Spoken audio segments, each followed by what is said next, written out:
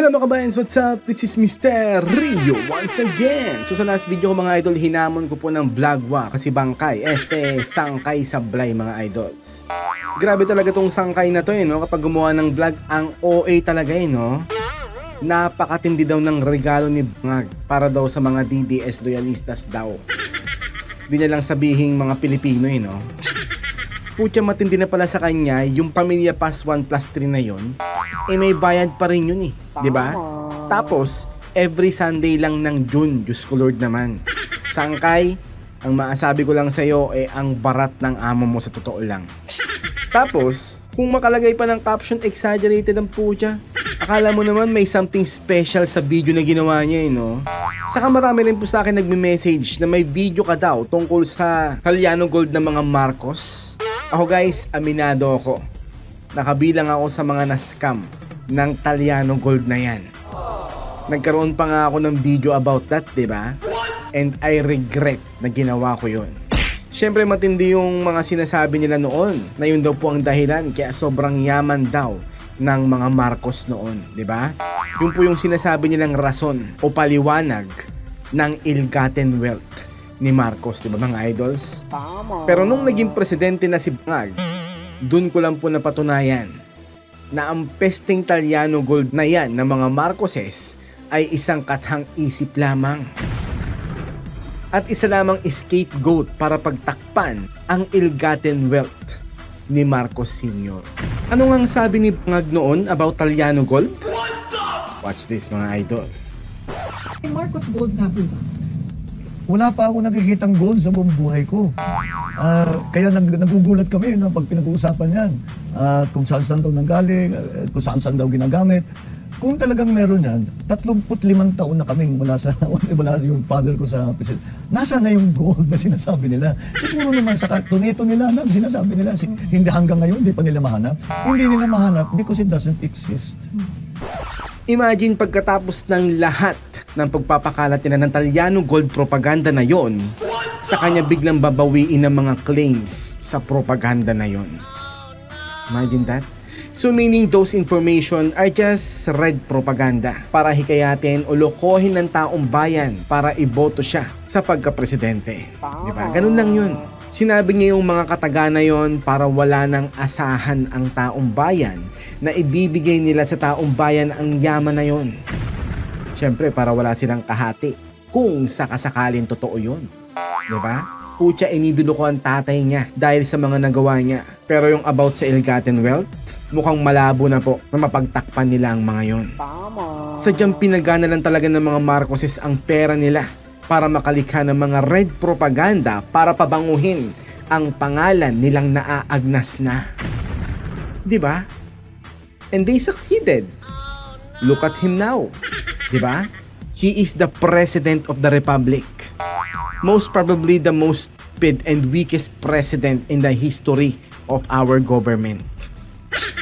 Kasi guys, kung hindi propaganda at panluloko ng kampo yun ni Bangag, dapat during the time na kumakalat ang fake news na yon about Kalyano Gold na sinasabing dahilan kung bakit sobrang yaman nila, dapat yung mga oras na hindi pa siya nagpa-file ng COC for President, dapat dinebunk niya na yon. Kaso hindi. Pinasinungalingan niya na lamang yon nung nakapag-file na siya ng COC for President. Kaya no choice na ang mga tao nun.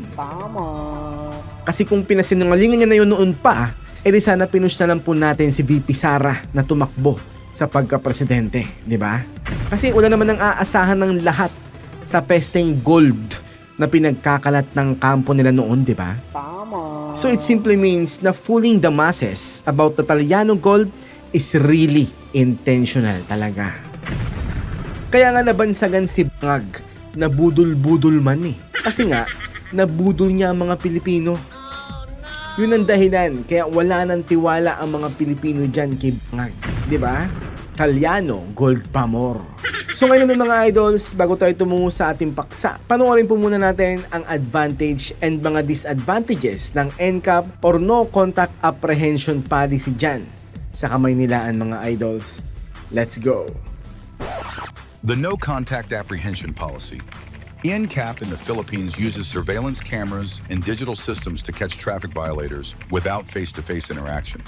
While the policy aims to promote road discipline and reduce corruption, it has drawn criticism and legal challenges.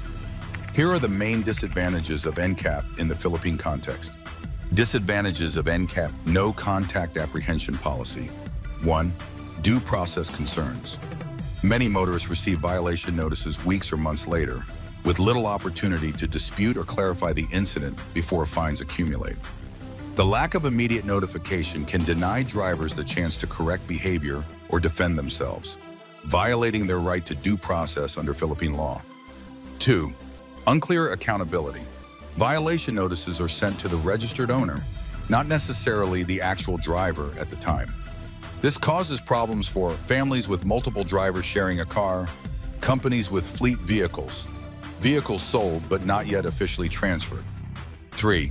Lack of standardization implementation varies across LGU's local government units. Some cities enforce NCAP strictly, while others don't, leading to inconsistent rules, confusion among motorists driving across different jurisdictions, varying levels of transparency and appeal mechanisms. 4. Limited public awareness and education. Some motorists are unaware that cameras are active or that NCAP is in place in certain cities. Violations often happen due to lack of signage, unclear road markings, or inadequate information about the policy. 5.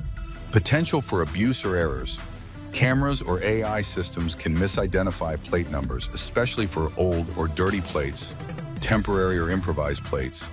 Errors in the system may result in unjust penalties without an easy path to correction. 6. No immediate enforcement. Since NCAP doesn't cite violators on the spot, reckless drivers may continue dangerous behavior, knowing enforcement is delayed. This weakens real-time deterrence, especially in serious violations like drunk driving. 7. Financial burden on motorists. Penalties can quickly accumulate without notice, especially for delivery drivers or public transport vehicles operating daily. Disputes are often hard to resolve, and some cities don't allow registration renewal unless fines are paid even if contested. 8. Digital divide. Appeals and payments often require online access, disadvantaging those who lack internet literacy, don't have smartphones or regular connectivity, cannot afford to take time off work to file appeals. Real-world impact and controversy. The Supreme Court issued a temporary restraining order, TRO, against NCAP in 2022 due to complaints from transport groups and legal experts. Critics called for more transparency, accountability, and uniform implementation before reactivating or expanding the program. So in summary, while NCAP aims to modernize traffic enforcement, it faces serious issues in the Philippines due to due process concerns, technical limitations, lack of transparency, and unequal implementation. Public trust in the system remains low without proper safeguards and standardization. And here are the advantages of the No Contact Apprehension Policy. NCAP 1 in the Philippines is a modern traffic enforcement system that uses CCTV cameras, plate recognition software, and digital systems to detect and penalize traffic violations without face-to-face interaction between drivers and enforcers. Despite its criticisms, NCAP offers several clear advantages in the Philippine setting. 1. Reduces corruption. No physical interaction between motorists and traffic enforcers means fewer opportunities for bribery, extortion, Kotong culture, promotes clean governance and public trust over time. 2. Promotes discipline and accountability. Knowing that violations are being recorded 24/7, many drivers become more cautious and law-abiding.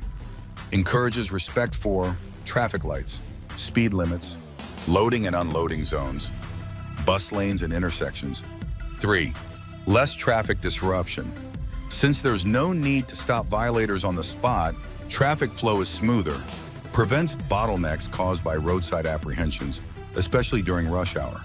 4. Efficient and scalable.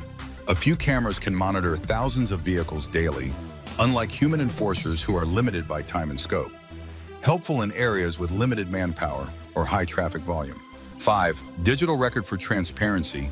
Violations are backed by video or photo evidence, reducing the chance of arbitrary or false accusations. Motorists can view their violations online, increasing system credibility. 6. Improves enforcement in high-risk areas. Cameras can monitor dangerous intersections, accident-prone zones, and pedestrian crossings better than human enforcers. Enhances pedestrian safety and enforces protection zones like school areas. 7. Supports smart city initiatives. NCAP is part of the broader move toward digitized public services, aligning with global trends for smart and sustainable urban development. Lays the foundation for integrated transport systems in Metro Manila and beyond. 8. Reduces road rage and violence. Since there's no direct confrontation with enforcers, NCAP avoids heated arguments or potential violence during traffic stops. Early results in some cities, LGUs like Valenzuela, Manila, and Quezon City reported fewer violations and increased traffic compliance after NCAP implementation. Cities also noted a rise in traffic fine collections, which could be used to fund road improvements or public transport. So in summary, the NCAP in the Philippines offers key advantages such as reduced corruption, improved traffic discipline, more efficient enforcement, and better safety in high-risk zones. When implemented fairly and transparently, it supports a more modern, accountable, and effective traffic management system. So yan po ang advantages and disadvantages ng NCAP mga idols. So ngayon naman mga idols, i-debunk na naman po natin ang claim ni Bangkay, Sangkay Sablay, na accomplishments daw ito ng amo niyang si Bangag mga idols. Pucha, nakakahiya. Imagine kin-Reddit grab ni Sangkay Bangkay, Sablay, ang NCAP na wala namang kinalaman ang amo niyang si Bangag, you know?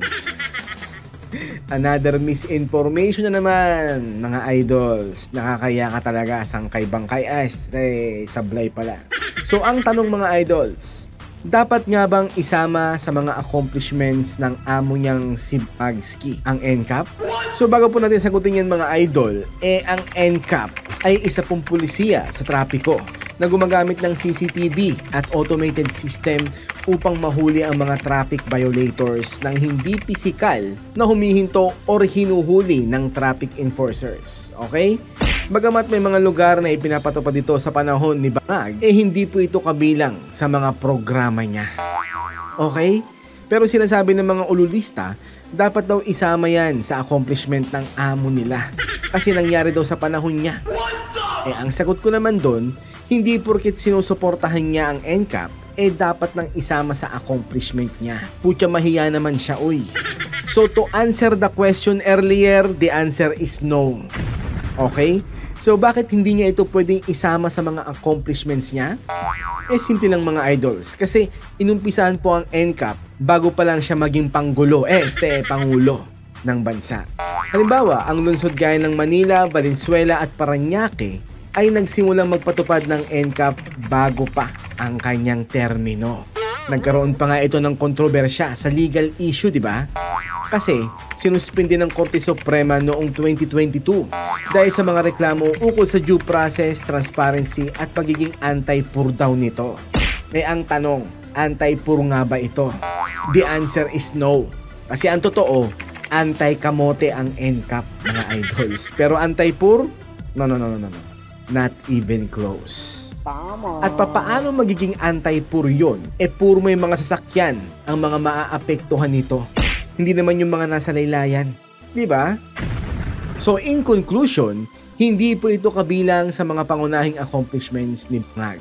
Pwedeng nabanggit niya ito bilang bahagi ng modernisasyon sa transportasyon pero hindi po siya ang nagpatupad nito. Okay? Dahil ang NCAP mga idols ay ipinakilala po ng MMDA noong November 7, 2002 sa pamamagitan ng MMDA Resolution number 2-49. So sobrang tagal na po pala nito mga idols. Noong February 16, 2016, muling pinagtibay ng MMDA ang patakaran sa pamamagitan ng MMDA Resolution number 16-01 na nagpatupad ng NCAP sa mga pangunahing kalsada sa Metro Manila tulad ng EDSA at C5 or Circumferential Road 5 gamit ang mga CCTV.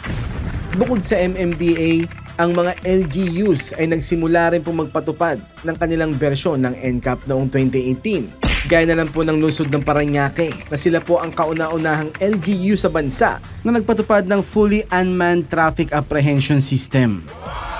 Sumunod naman po dito ang Valenzuela noong September 2019. So 2002 pa po pala ang NCAP sa Metro Manila mga idols. Tapos ang Parañaque ang pinakaunang LGU na naglungsad ng ganap na automated na bersyon noong 2018. So sa mga tao po na nagtatanong dyan kung accomplishment nga daw po ni Bangag ang NCAP, the answer is capital no. So now you know. So guys, pakisend na lang po kay Sangkay Bangkay Sablay ang video na to para naman po di siya magbukang tanga sa kakakomento na ang NCAP ay accomplishment ng amo niyang si Marcos Jr. Okay ba? So paano guys, kita-kits po tayo ulit sa mga next videos.